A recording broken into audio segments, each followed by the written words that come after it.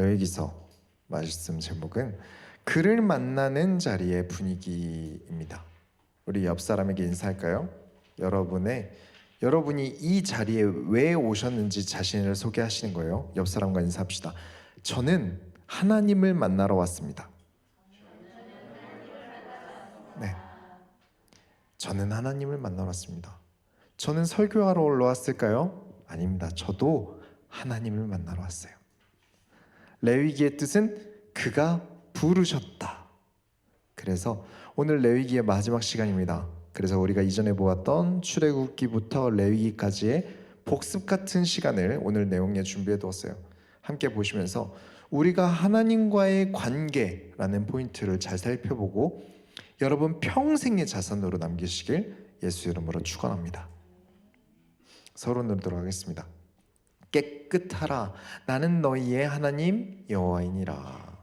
우리가 지난주에 기독교 윤리에 대해서 이야기를 나눴어요. 그러면서 내린 결론이 뭐였냐면 여러분은 하나님의 옷입니다 였어요. 옷이라는 게 낡아도요 멋진 빈티지라는 게 존재해요. 근데 아무리 빈티지라도 청결은 해야 돼요. 낡은 멋이라는 건 있는데 청결은 해야 합니다. 막 썩은 내 나고 곰팡이 낀 상태의 빈티지 옷은 좀 문제가 있는 것 같아요. 환난을 겪고 어린 양의 피로 깨끗게 된 빈티지 옷으로 우리가 예수님 앞까지 가야 돼요. 그렇죠? 환난을 겪은 옷, 그러나 이야기가 있고 여러 중요한 일들을 겪은 옷이면 그 가치는 원가보다 올라가는 거예요. 우리가 그렇게 예수님의 역사 안에서 인류의 예수님의 역사와 이야기 속에서 우리는 예수님의 옷이 되는 거예요. 우리 성경에 읽혀지는 모든 인물들이 그렇게 하나님의 옷으로서 하나님의 긴 역사들의 그때마다 입었던 옷으로서 존재합니다. 제가 어릴 때 부평에서 아는 친구랑 걸어가는데 친구가 옷을 되게 잘 입었어요. 진짜 잘 입었어요. 그러니까 뭐 홍보를 하고 다니고 막 모델 워킹을 하고 다니는 것도 아닌데 패션 쪽에서 일하는 분이 잠깐 이렇게 세우더니 사진 좀 찍고 가겠다고, 가만히 있으라고 그래서 이렇게 사진을 찍으시더라고요. 그렇게 묵묵히 멋지게 입고 다니면 사람들이 주목하겠죠. 딱 봐도 멋있으니까요. 또 옷에 대해서 알려달라고 하는 사람에게는 알려주고 또 따라하고 싶은 사람들에게는 유행을 선도할 거예요. 그러라고 여러분을 이 땅에서 부르신 겁니다. 예수님이 얼마나 멋지신가. 너희가 예수를 빛내는 옷이 되어야 한다. 그렇게 세상에 알려라. 여러분이 예수님의 아웃핏입니다. 여러분이 너무나 예수님을 잘 입혀드리면 사람들이 따라와요. 예수님을 알고 싶어 할 거예요. 여러분이 예수님 때문에 행복해진다면 분명 사람들이 따라올 거예요. 여러분이 불행을 만질 수 있다면 어떨까요? 어떤 온도를 가지고 있을까요? 불행이란 이미지는 차갑죠. 그러면 행복이란 단어를 만질 수 있다면 그 온도는 어떨까요? 아마 따뜻할 거예요. 사람들이 세상을 살아가면서 충분히 차가울 거예요.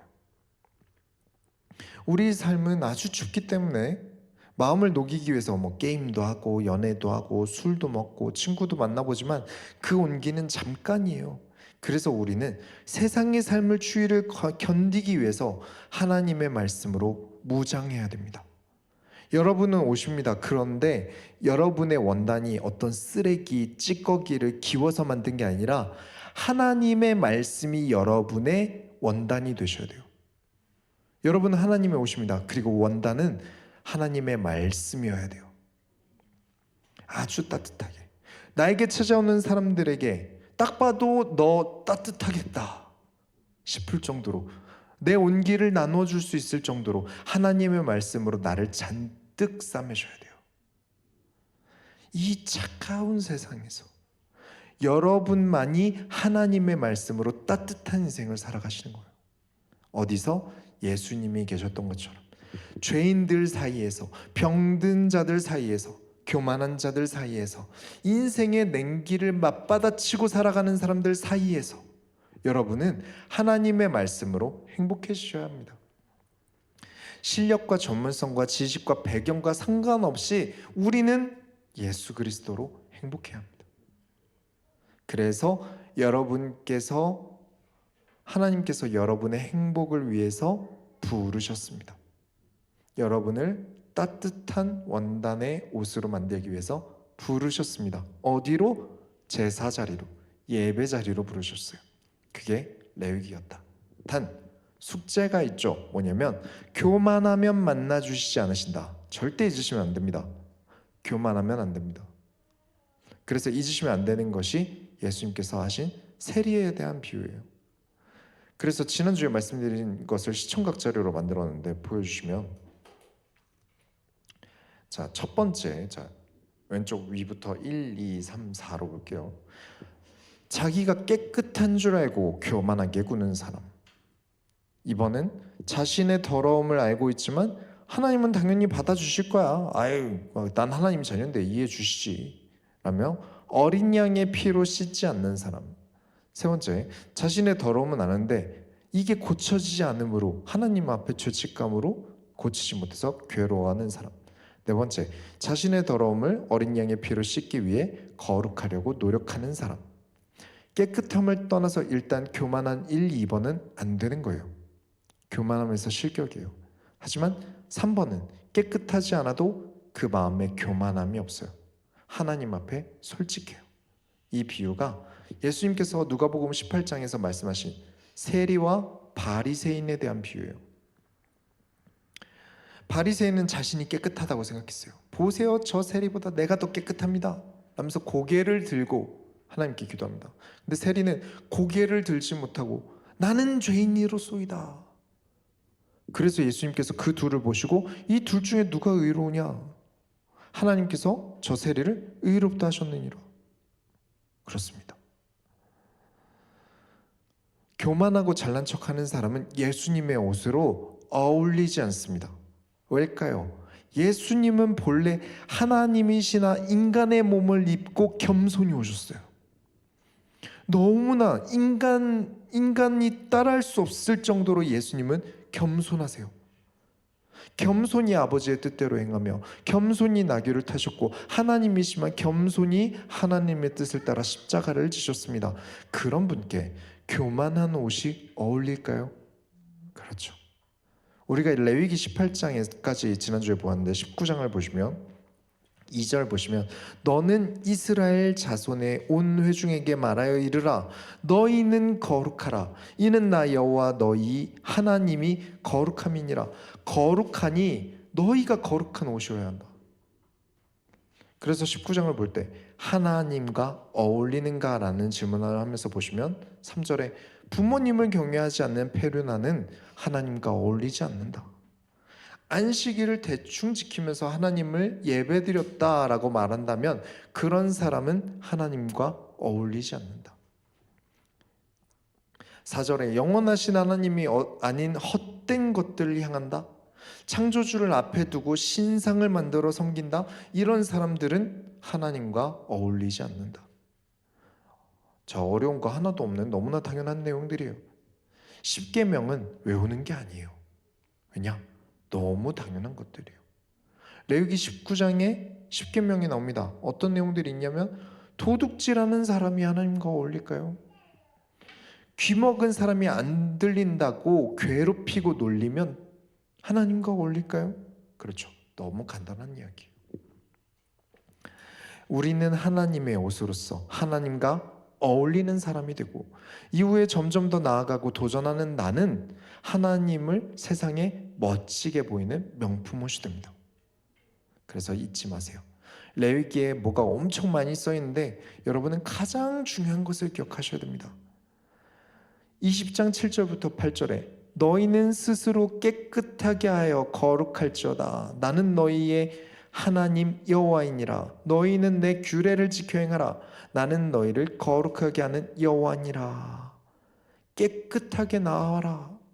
스스로 깨끗하게 해라. 왜냐? 내가 너희를 입고 나갈 거니까. 내 규례를 지켜 행해라. 깨끗하게 있어라.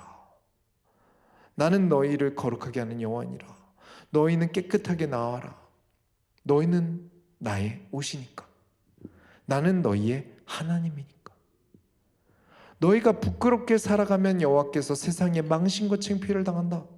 너희가 거룩하고 깨끗하게 있다면 여호와께서 세상에 영광을 받으신다. 간단하죠. 우리가 이 세상에 멋진 하나님의 옷이 되길 예수 이름으로 축원합니다. 본론으로 들어가겠습니다. 교만함을 용납하지 않으신다. 자, 우리가 계속 레위기를 다루고 있는데 이제 실습을 해볼 거예요. 24장 10절부터 11절에 이런 내용이 있어요. 이스라엘 자손 중에 그의 어머니가 이스라엘 여인이요 그의 아버지는 애굽 사람인 어떤 사람이 나가서 한 이스라엘 사람과 진영 중에서 싸우다가 그 이스라엘 여인의 아들이 여호와의 이름을 모독하며 저주함으로 무리가 끌고 모세에게로 가니라. 그의 어머니의 이름은 슬로미시오 단지파 디브리의 딸이었더라. 자, 이게 어떤 사건이냐면 어떤 남자가 있어요. 이 남자는 어머니가 이스라엘 사람이고 아버지가 이집트 사람이에요. 이 남자가 이웃과 시비가 걸려 싸우다가 입 밖으로 하나님을 저주했어요. 왜 그런지 나오지 않습니다.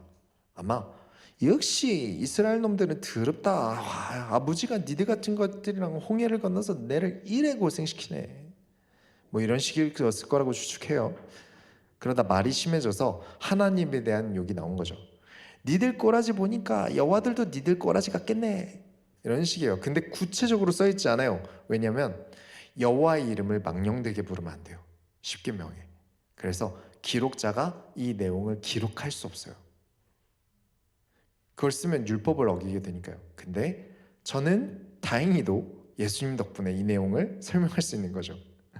아무튼 그게 중요한 건 아니고 지금 우리가 레위기 5강까지 지나왔잖아요. 오늘이 레위기 마지막 시간이니까 기출문제로 풀어봅시다. 이런 사람은 어떻게 처벌해야 될까요? 자, 다르게 질문해 볼게요. 교회에 어떤 사람이 막 기물을 파손해요. 막 교회 방 안에서 막 담배를 펴요. 그러고 있다고 생각해 보세요. 어떻게 해야 될까요? 당연히 사랑으로 어루만지고 달래야죠. 아, 그럴 수 있어. 넌 그래도 하나님 자녀야. 그래야 드라마틱하겠죠. 그런데 이상하게도 말이죠. 24장 13절부터 14절에 여호와께서 모세에게 말씀하여 이르시되 그 저주한 사람을 진영 밖으로 끌어내어 그것을 들은 모든 사람이 그들의 손을 그의 머리에 얹게 하고 온 회중의 돌로 그를 칠지니라. 돌로 치래요. 그렇게 하나님의 명령으로 그 저주한 사람을 돌로 쳐서 죽였어요. 우린 이걸 어떻게 생각해야 될까요? 교회 안에 어떤 사람이 막 기물 파손하고 방 안에서 담배 피면서 하나님의 교회를, 하나님이 세우신 교회를 모독해요. 돌로 쳐서 죽일까요? 자, 우리가 전에 얘기했다시피 이 나라의 법이 있어요. 우리는 율법을 다 지킬 수도 없어요.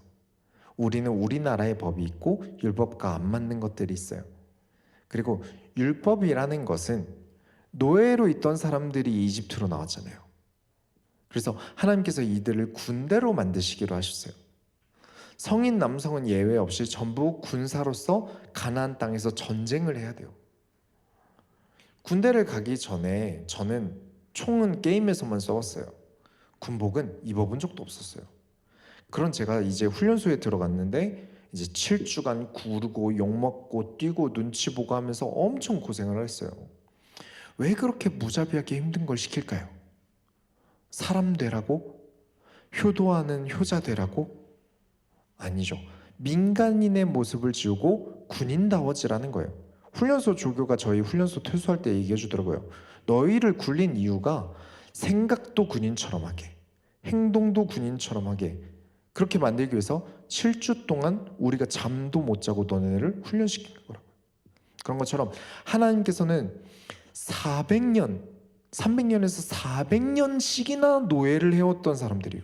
이들을 군대로 만들기 위해서 율법을 아주 빡빡하고 힘들게 주셔야 돼요. 그래서 험하게 굴리셨어요.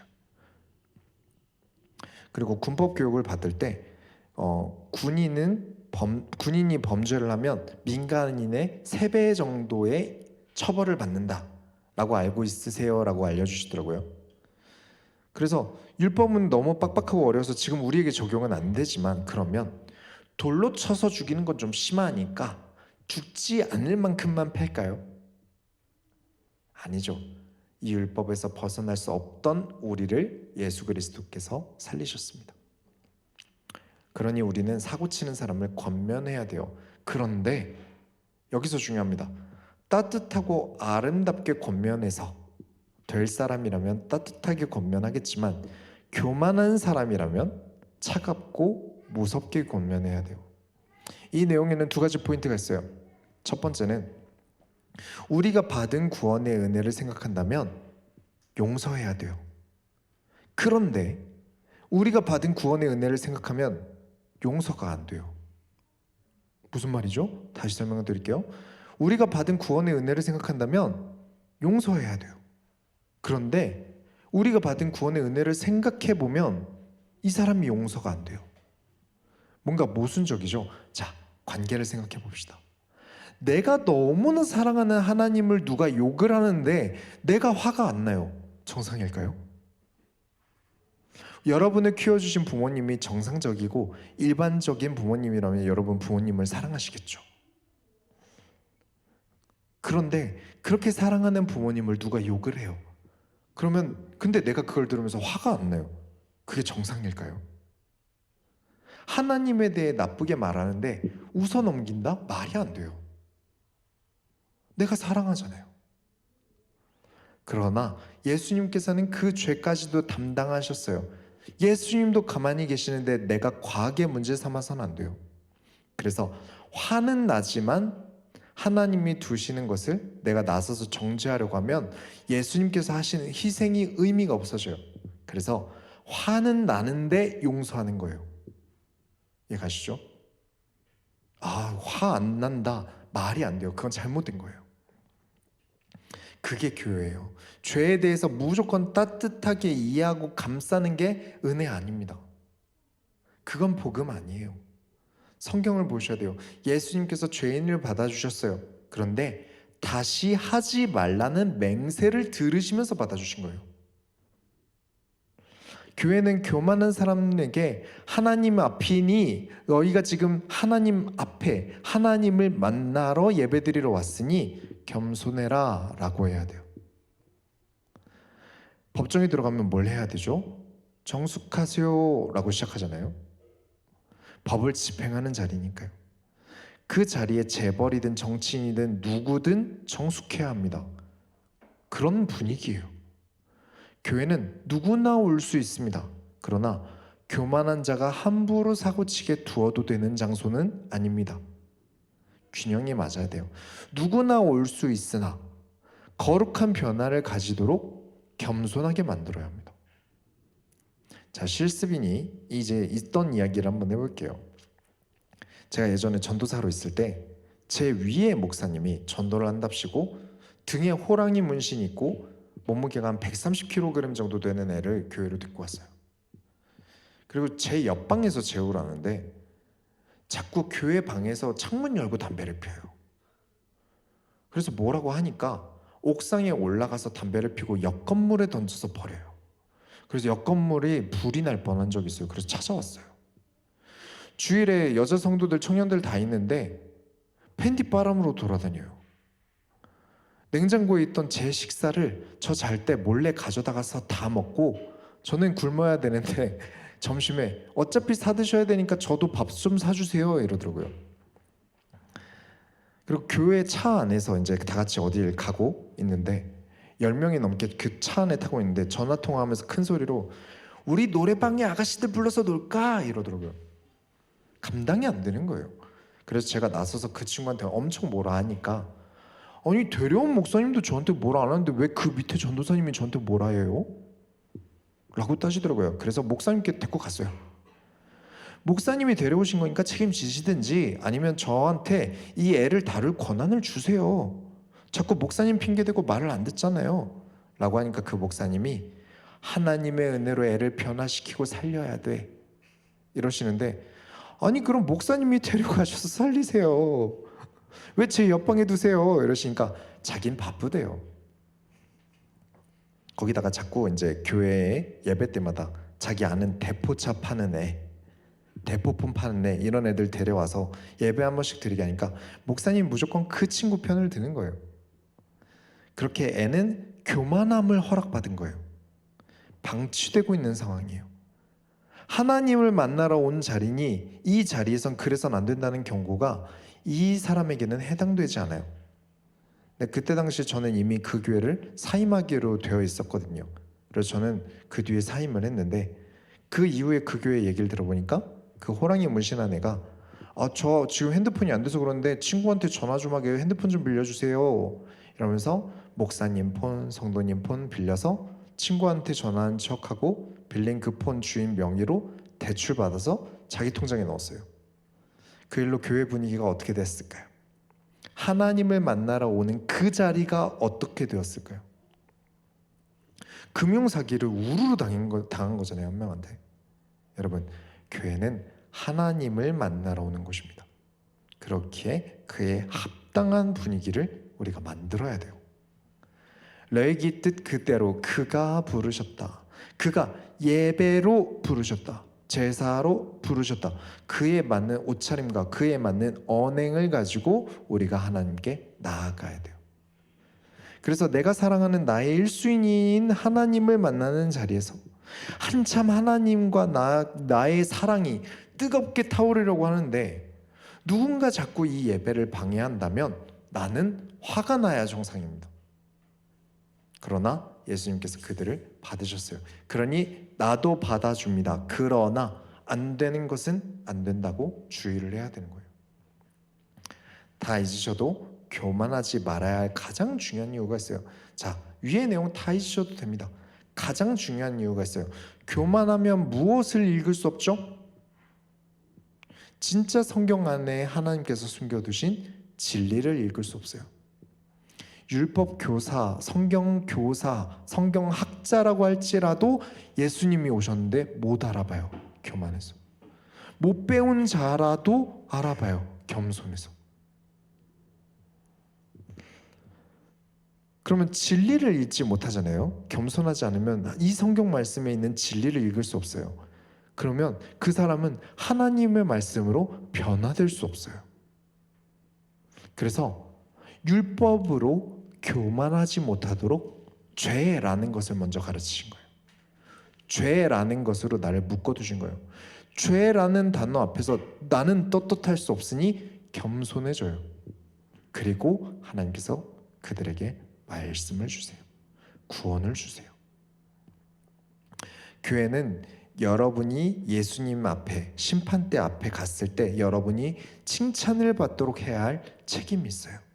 그래서 저는 하나님의 말씀으로 교만하지 말아야 할 이유를 설명할 책임이 있어요.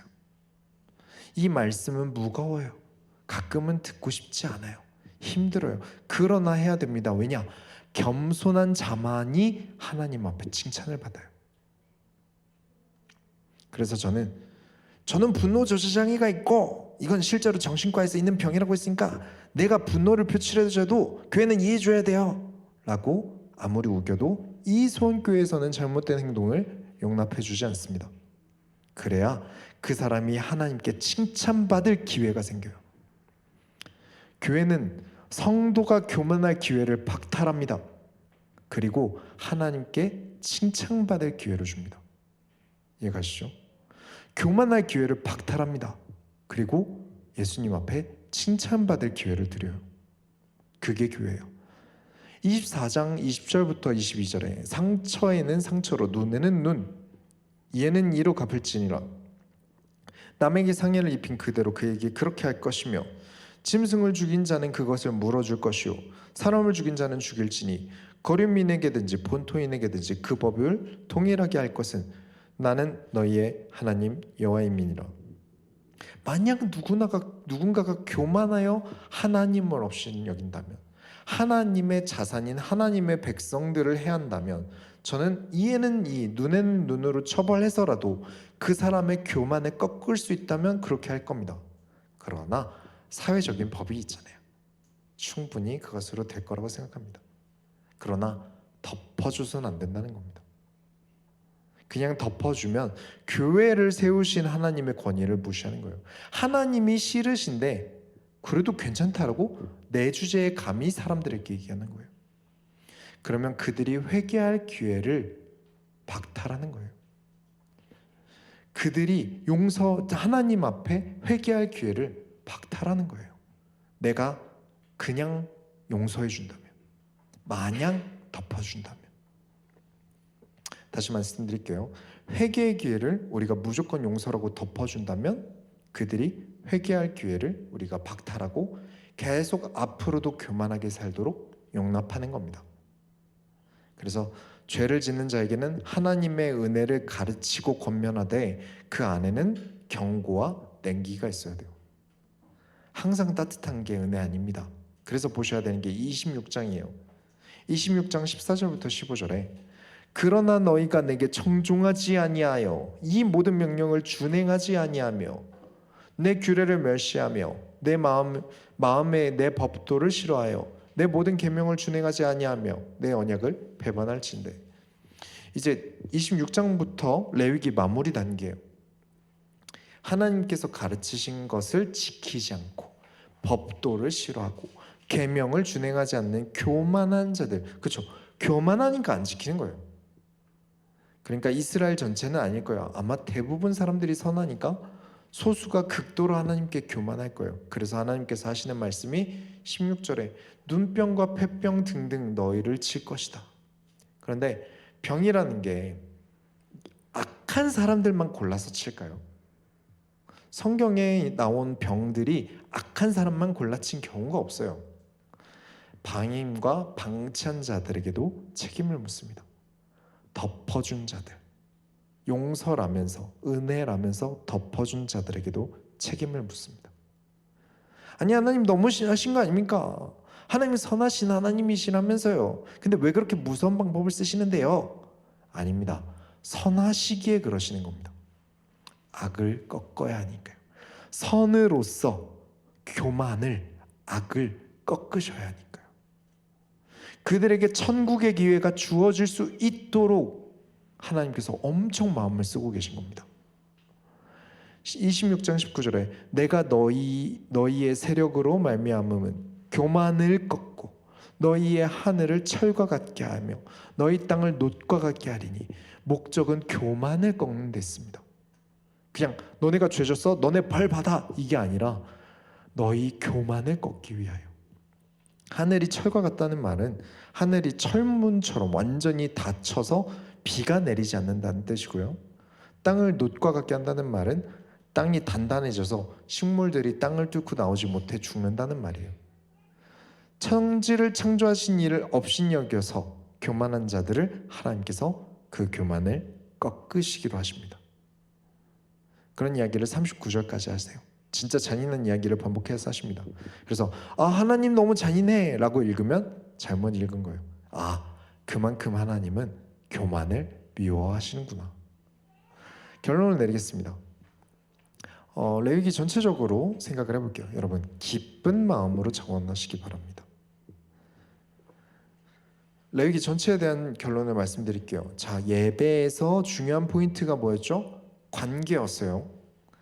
제사의 포인트는 어떻게가 아니라 왜예요. 왜 드리는가? 그 왜가 하나님께서 나와 가까이 하고 싶으시다입니다. 그래서 중요한 게 뭘까요? 예를 들어서 여러분이 진짜 짱친이라고 생각하는 친구, 난 진짜 얘랑은 친구야. 그래서 그 친구한테 야, 다음 주에 저녁 식사하자, 내가 살게 라고 친구를 초대했는데 그 친구가 좋아, 우리 다음 주에 맛있는 거 먹어 이래놓고는 걔 만나기 너무 싫어, 짜증나. 혼잣말로 이런 말 하다가 여러분에게 딱 걸렸다고 생각해 보세요. 여러분 어떤 기분이 들까요? 나만 진심이었네. 그렇죠? 그 관계는 앞으로 괜찮을까요? 하나님께서 여러분을 부르셨습니다. 레위기 뜻은 그가 부르셨다. 그래서 기쁜 마음으로 진짜 힘이 될 살아갈 말씀을 주시려고 주일의 예배 속에 여러분을 불렀는데 여러분이 너무 가기 싫어, 귀찮아. 하나님은 그게 싫으시다는 거예요. 이해가시죠? 부족하면 부족한 대로 상관없다. 모자라도 괜찮다. 나는 내게 가까이 오는 자를 즐거워한다. 교회에서 헌신 부족해도 괜찮아요. 틀려도 괜찮아요. 모자라도 괜찮아요. 그래도 내가 하나님을 사랑해서 한다면 하나님은 기뻐하신다. 여러분, 성경의 제사에 우리가 레위기 보면서 가난한 자는 비둘기로 제사를 드려요. 가진 자는 소를 가지고 제사를 드려요. 근데 비둘기도 힘들다면 고운 곡식을 가지고라도 오라고 하셨어요. 그런데 하나님께서 그 고운 가루 낸 자와 돈이 많아서 소를 낸 자를 차별하셨다는 말이 레위기에 단 한 번도 등장하지 않습니다. 그 둘에 따라서 하나님이 대우가 다르셨다는 말이 단 한 번도 등장하지 않습니다. 왜냐하면 하나님은 어떻게가 아니라 왜를 보셨거든요. 하나님을 너무 사랑하는데 가진 게 없어. 그래도 곡식이라도 하나님께 드려야지라고 한다면 하나님은 크게 받으신다. 그런데 나는 가진 게 많아서 내가 돈이 많아서 소를 드렸는데 쟤들은 곡식만 내네. 나도 아까운데 곡식만 낼래. 그러면 하나님께서는 받지 않으신다. 왜냐? 마음의 자세가 틀렸으니까. 뭘 드렸냐가 아니에요. 왜 드렸냐예요. 그리고 너무 속상해서 하나님께 따지러 가는 거 안 될까요? 아니요. 하나님은 그것도 좋아하세요. 그래도 대화는 하자는 거잖아요. 가까이 하고 싶다는 거잖아요. 대화를 하면 오해라도 풀리죠. 그래도 하나님에 대한 마음이 있으니까 따지려는 거잖아요. 그래서 이사야서 1장에 오라, 우리가 서로 변론하자. 우리 얘기해보자. 너희 죄가 주홍 같을지라도 눈과 같이 희어질 것이다. 너희가 겁나 빨개도 양털같이 되리라. 차라리 따져라. 그럼 알려줄게. 너희가 얼마나 교만한지, 그리고 어떻게 해야 살아날지, 어떻게 하얗게 됐지. 너희를 내가 가르쳐주고 너희를 하얗게 흰옷 입은 자들이 되게 만들어줄게. 환난을 거치고 어린 양의 피로 깨끗한 흰옷을 입게 해주마. 그만큼 하나님을 가까이 하려는 자를 하나님이 너무 좋아하신다고요. 그런데 교만하게 귀찮아하거나 억지로 한다면 그건 싫으시다는 거예요. 그게 관계니까요. 이번 주에 장사가 엄청 잘 되는 식당을 갔어요. 거기서 이제 비빔 막국수를 주문했는데 물막국수가 나왔어요. 그래서 사장님께 정중하게 웃으면서 너무 바쁘니까 실수할 수 있지. 사장님, 제가 비빔막국수 시켰거든요. 근데 물막국수가 왔어요. 그러니까 사장님이 아이씨 이러더니 돈이랑 영수증 만지던 손 있잖아요. 그 손 그대로 제 막국수 푹 들고 그냥 야 이거 비빔으로 바꿔라 이러고 들고 가시더라고요. 그리고 미안하단 말이 한마디도 없어요. 그러면 저와 그 식당의 관계는 끝이죠. 하나님과의 관계도 인간끼리의 관계에서 좋아하는 것과 싫어하는 것의 범주를 크게 벗어나지 않아요. 레위기의 율법과 의무를 다 했다고 좋아하신 게 아니에요. 식당에서 먹을 것만 줬으면 됐지 꼭 그렇게 해야 돼? 바꿔줬으면 됐지. 아니요. 그런 거 바라시는 게 아니라고요. 중요한 건 마음이죠. 제사에 어울리는 자세요. 그래서 레위기에서 기꺼이 하라, 즐거이 하라, 곧 억지로 하지 마라.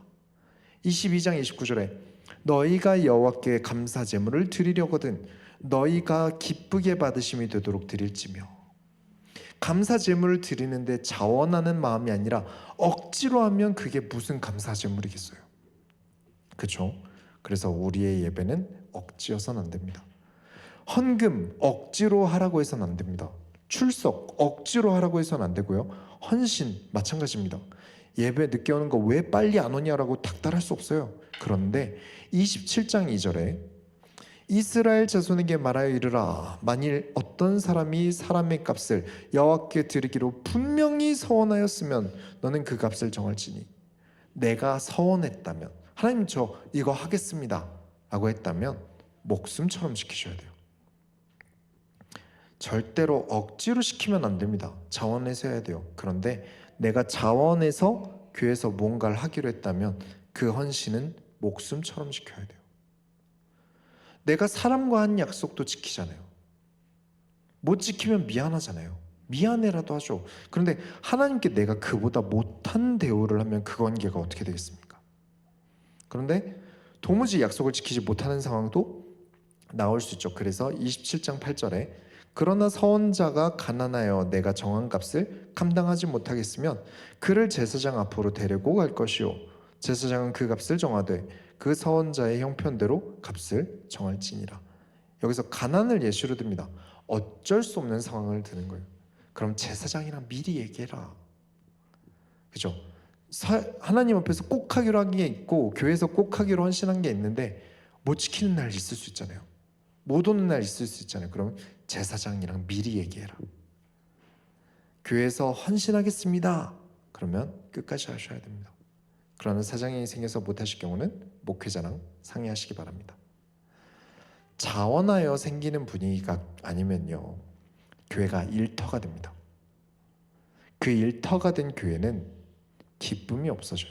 그건 하나님이 원하시는 분위기가 아닙니다. 못해도 괜찮아요. 그 분위기를 하나님께서 어떻게 기쁘시게 생각하겠습니까? 그래서 우리는 기쁜 마음으로 하나님을 만나러 간다. 기쁜 마음, 기대하는 마음으로 예배드리러 왔으니 그에 맞는 분위기를 유지한다. 그 분위기를 깨는 사람이 있다면 권면하고 분위기를 깨지 못하도록 한다. 앞으로 여러분의 예배가 자원하는 마음이 가득하길 예수 이름으로 축원합니다. 우리가 하나님의 소원을 이뤄드립시다. 하나님 감사합니다. 우리가 레위기서를 정리했습니다. 한 가지 확실한 것은 하나님께서는 가까이 하려는 자를 기뻐하십니다. 그리고 교만한 자를 싫어하십니다. 하나님, 우리가 겸손히 우리가 예수님의 옷으로서 이 세상에 살아가고 예배자리에 예배자로서 있게 하여 주옵소서. 살아계신 예수 그리스도의 이름으로 기도드렸습니다.